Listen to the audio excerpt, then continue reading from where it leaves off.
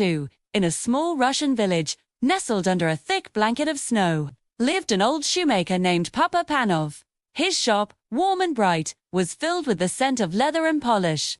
On this Christmas Eve, as gentle snowflakes danced outside his window, Papa Panov sat by the fire, reading the old Christmas story. He read about the wise men who brought gifts to the baby Jesus, and a thought sparked in his heart. If Jesus were to visit me tomorrow, he mused, what gift could I offer?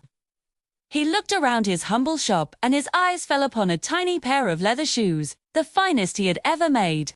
Yes, he decided with a smile, these would be perfect. As he drifted off to sleep in his comfortable armchair, he dreamt he heard a voice, gentle and clear, saying, Papa Panov, you have wished to see me. Look for me tomorrow on the street. I will come to you. Papa Panov awoke with a start, his heart thumping with excitement. He rushed to prepare, brewing a pot of hot coffee and setting his home in order. Kept a watchful eye on the street outside, his gaze scanning every face, wondering which one would be his special visitor. Soon, he saw a street sweeper, shivering in the biting cold. His clothes were thin, and he looked utterly exhausted. Papa Panov's kind heart went out to him. He opened his door and called out, Come in, my friend. Come in and warm yourself. A hot cup of coffee will do you good. The sweeper, grateful, stepped inside. As they shared the warm drink, Papa Panov looked at the man's worn-out boots. It was a simple act of kindness, but it filled the small shop with a warmth that had nothing to do with the fire. After the sweeper left, feeling much better, Papa Panov returned to his watch. The street was now busier. Soon, noticed a young woman struggling to carry her baby. She was poorly dressed for the weather, and the baby was crying from the cold. Papa Panov didn't hesitate. He beckoned her inside, out of the wind. You must be freezing, he said softly, and your little one too. Please, sit and rest.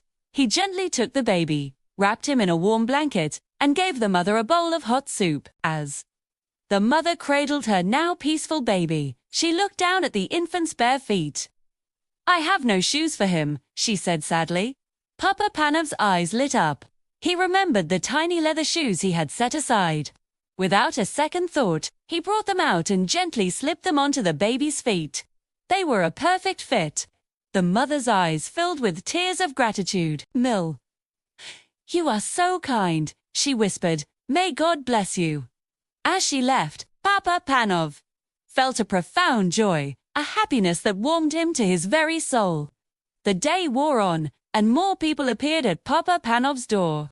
He saw a group of hungry children, their faces pale and their eyes wide. He invited them in and shared the last of his bread and soup.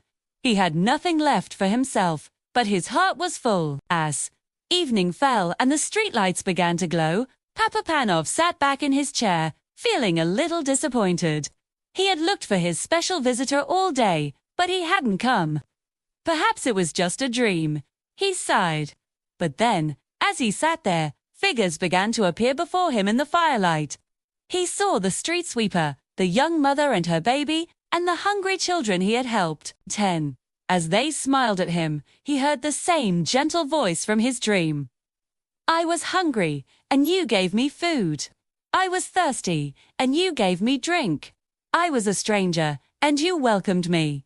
Papa Panov's heart overflowed. He understood now. He hadn't seen Jesus in a king or a dignitary, but in the faces of every person he had shown kindness to that day. Papa Panov had indeed met his special guest, and it was the best Christmas he had ever had.